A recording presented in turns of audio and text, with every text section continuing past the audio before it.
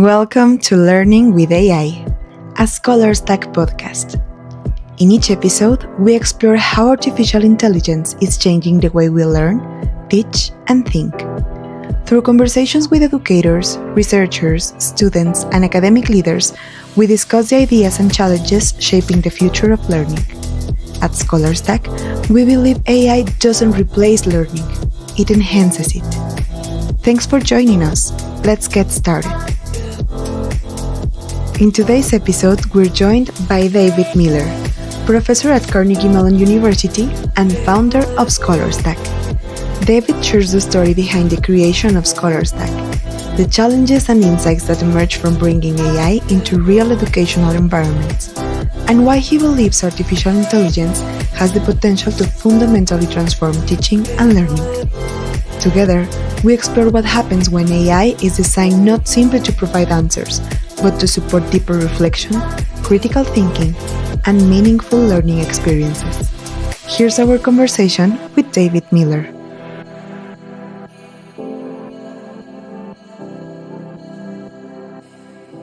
Hello, everyone.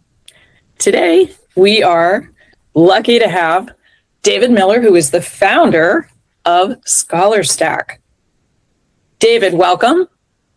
Thank you. Wonderful to be here. I'm excited for the conversation, Gladys. Absolutely. I'd like to start by maybe having you tell us a little about what is ScholarStack and your background, how you got interested in creating this fantastic tool. Great. Yeah, happy to start there. So ScholarStack is an AI native learning platform that helps teachers design learning experiences, AI-powered learning experiences for students. Basically, in the past few years, as I watched AI proliferate, I sat back and wondered where was the solution for the education vertical. And, lawyers had Harvey, medicine had Socratic, software engineering had a few of them specifically tailored for software engineering. And I said, where is the one that should be specifically tailored for higher ed? And I didn't see it. And so I set out to tinker, experiment, and I kind of relate it to like a home renovation when you think, oh, I'm just gonna put in some new overhead lights, no big deal. And then you ultimately decide you want to tear down the wall and raise the roof and put in tile floor. And so over the past year, ScholarStack has really grown in terms of platform to include a very deep and rich functionality that serves the professor or the teacher, the student, as well as university or school administration and the IT organization at the school. So it's a comprehensive AI infrastructure platform for schools that is really centered on the learning experience. And the goal at ScholarStack is to really harness AI to deliver an intentional, deliberate, structured, and enjoyable learning experiences for students that can be tailored and customized and designed by the professor or the teacher. Excellent. So you were an instructor as well as a founder. Yeah. And this is where the idea came from. Yeah. Yeah. I mean, I've been teaching for about 10 years. But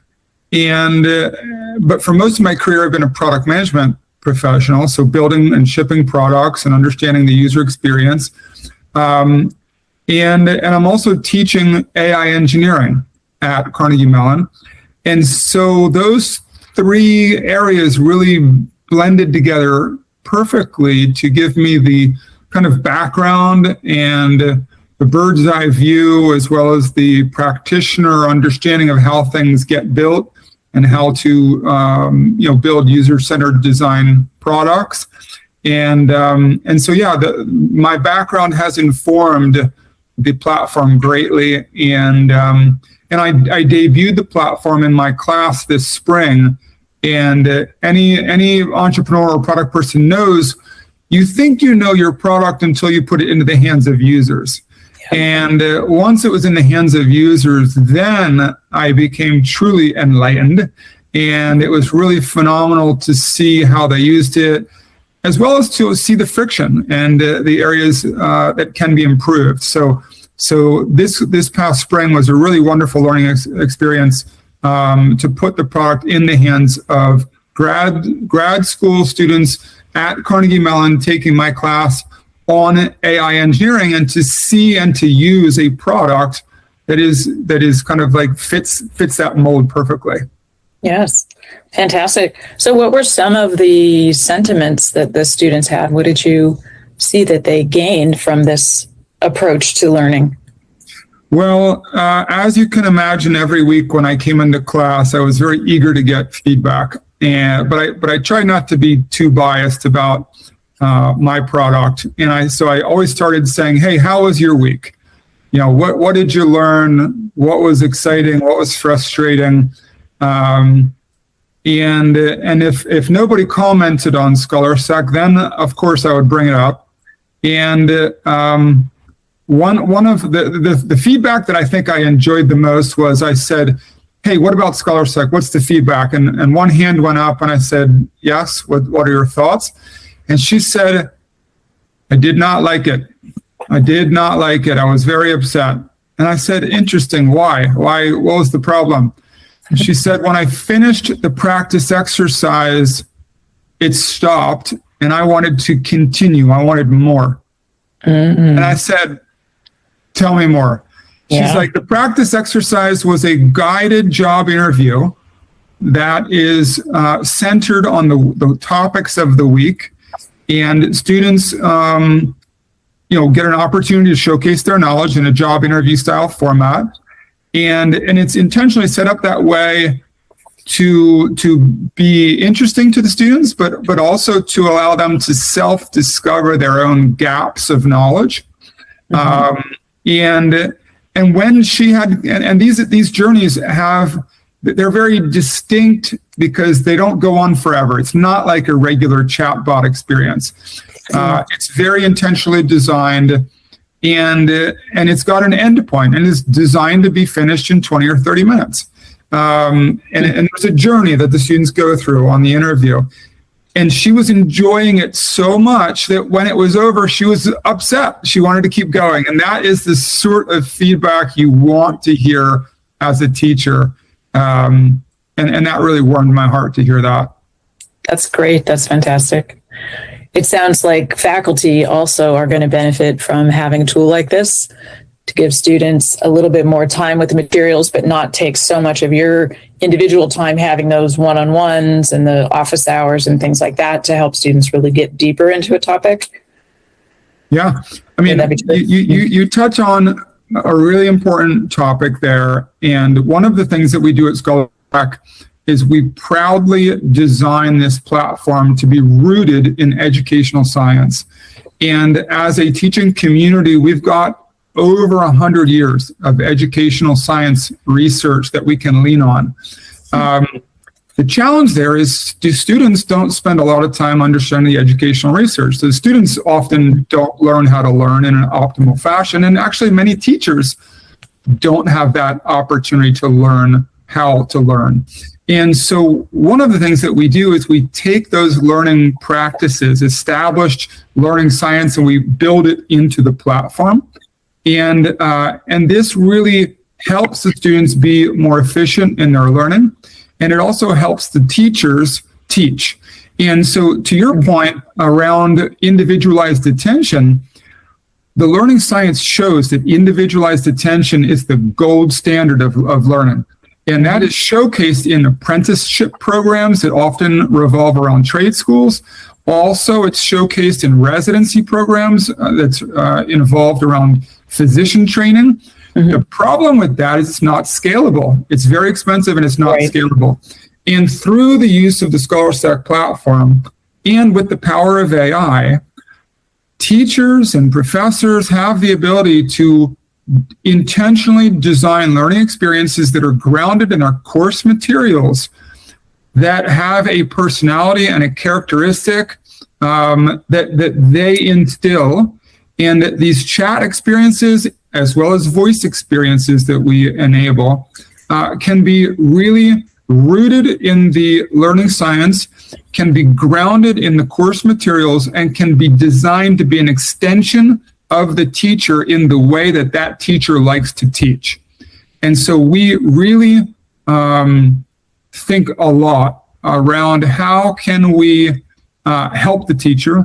How can we make sure the teacher can use this platform in a frictionless fashion to build experiences that the students can then enjoy in a one-on-one experience with the chat agent?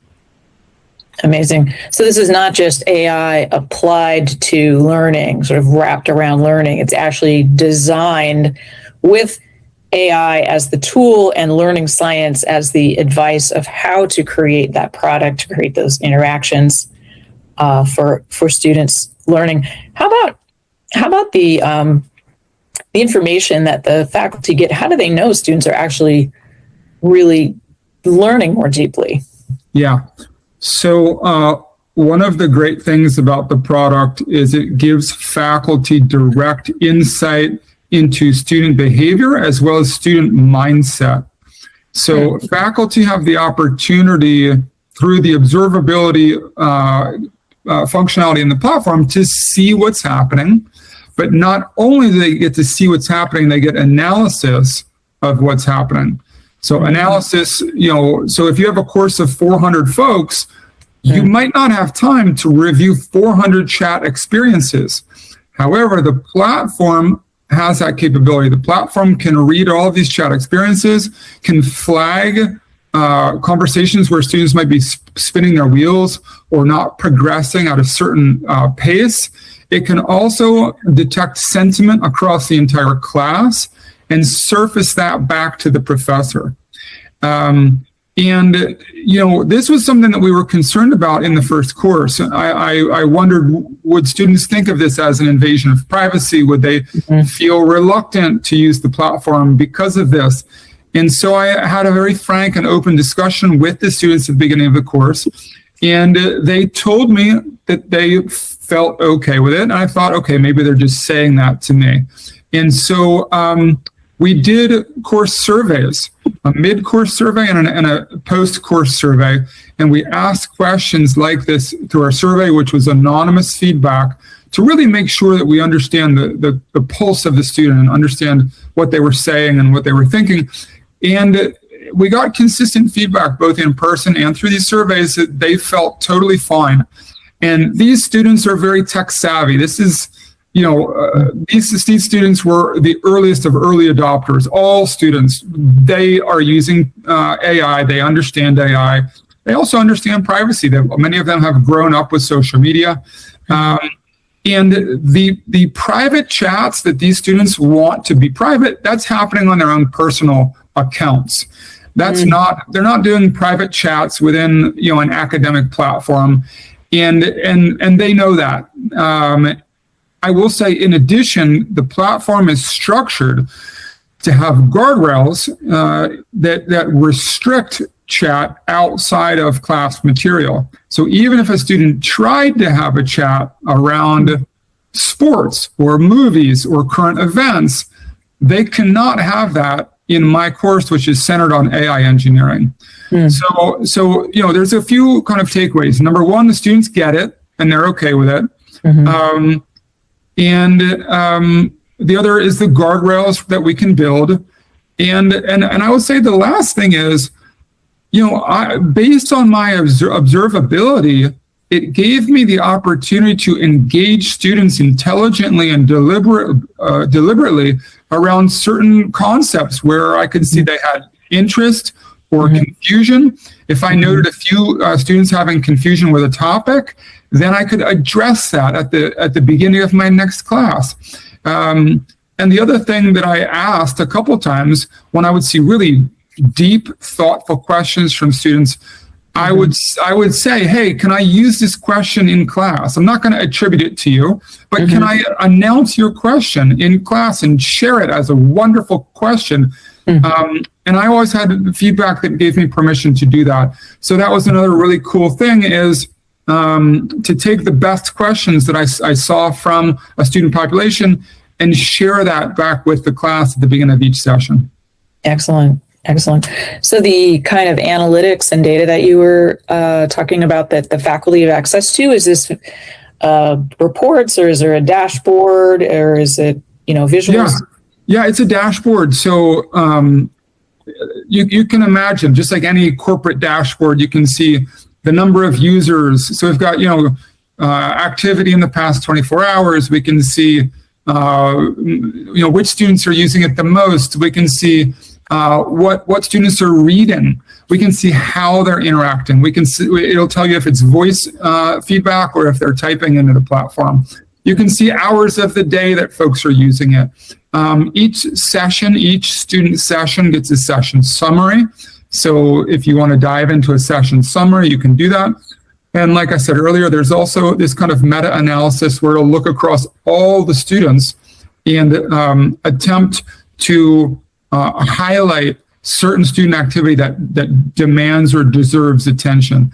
And so there's a lot of great tools in terms of dashboards for the professor to really take a look at. Great. Now, how about administrative interest? Are college administrators interested in this? Are department heads, or what do they think about a tool like this in the classroom? Yeah, great question. And this goes back to what I touched on earlier, in that we think about 4 user personas in our platform. We think about the professor or the teacher and the student. We think about the technology team, so often that's an IT group. And we think about administration.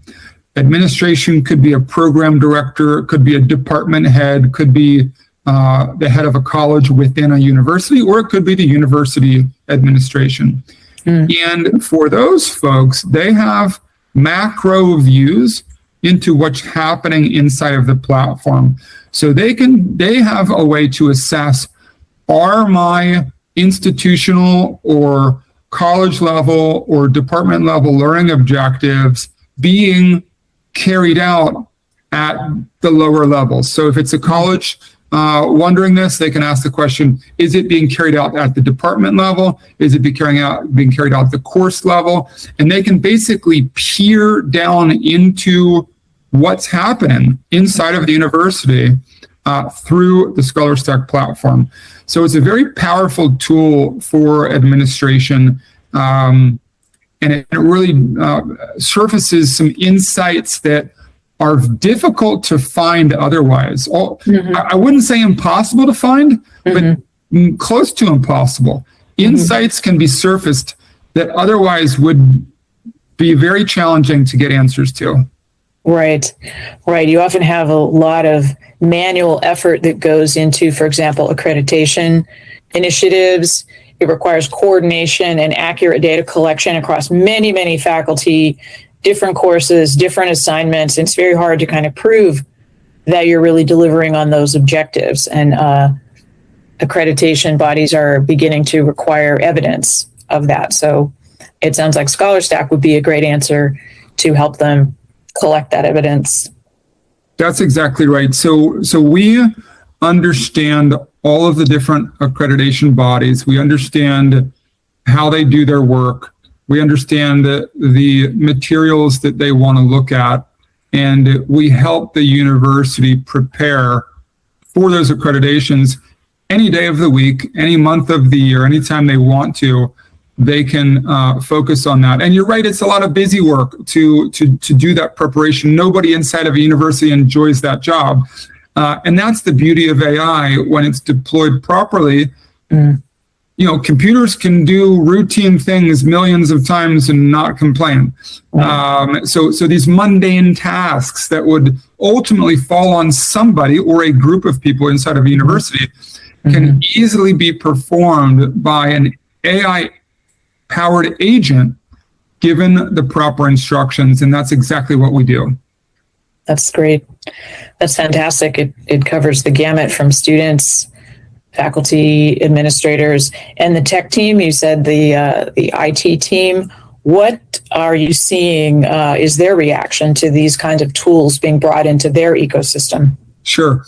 So beyond the normal questions that any software vendor would get from an IT organization, which would normally have to do with security and things like that, some of the unique considerations for an AI tool are, well, which LLM are you using?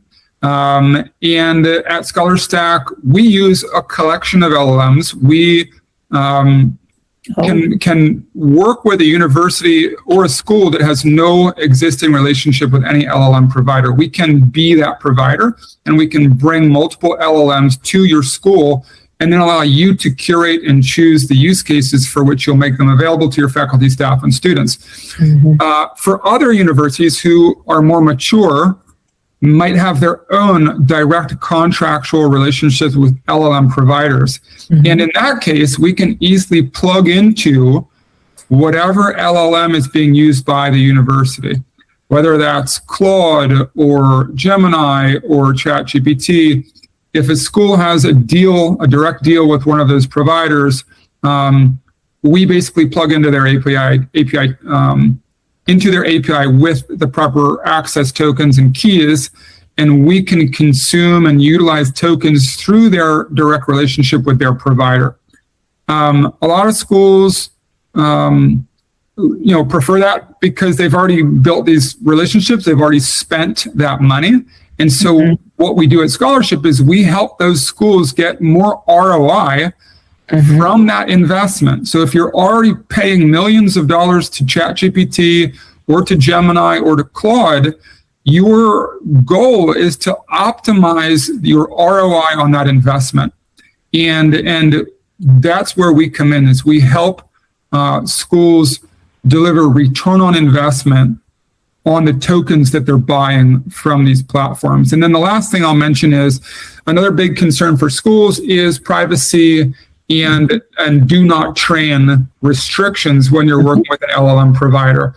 So most schools who have contracts with LLMs, they have already negotiated that privacy and the do not train stipulations into their contract. And so they feel very comfortable if we use their tokens through their provider.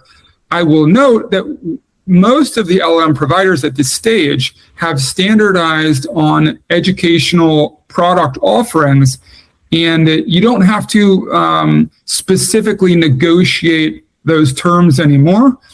Enough schools have negotiated those terms with the LLM providers such that there is a now standard product that can be bought that is the educational product that has most of the same terms that any school would really want from an LLM provider. And that's what we do, is when we contract with our providers, we make sure all of our pipes or all of our agreements are on the educational agreements, and they're all somewhat standardized these days.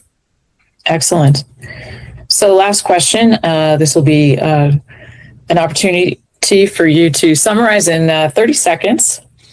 What do you think colleges, universities need to do to better prepare students for these new AI-saturated workplaces that we're going to see in the future? 30 seconds. Well, that is a wonderful question. That should be a full another conversation. Of course. Because there's a lot there. But I would say what I'm most excited about is kind of where I started, and that is harnessing all of the power of AI to enhance the learning experience for students as well as for teachers. And that is really the main goal of ScholarStack. We all know AI is incredibly powerful, and we also know that it wasn't custom built for educational needs. And so what we do at ScholarStack is we harness the power of AI, but we deliver it in an intentional manner that is custom designed and custom built for education. And I'm super excited about the future, about all of the possibilities, and all of the kind of creativity that it's going to unlock in the classroom. Excellent. Well said. I too am excited about ScholarStack. Thank you for being our guest today, David Miller, founder of ScholarStack. Check it out. Thank you, Gladys. Thank you for joining us for this episode of Learning with AI, a ScholarStack podcast. We created this space for educators, students, researchers, and academic leaders to explore how AI is shaping the future of learning. To continue the conversation, follow ScholarStack on LinkedIn and visit scholarstackai.com for more resources and insights. If there's a question you want us to explore or a guest you'd like to hear from, let us know. The future of learning is something we're building together. Thanks for listening, and we'll see you in the next episode.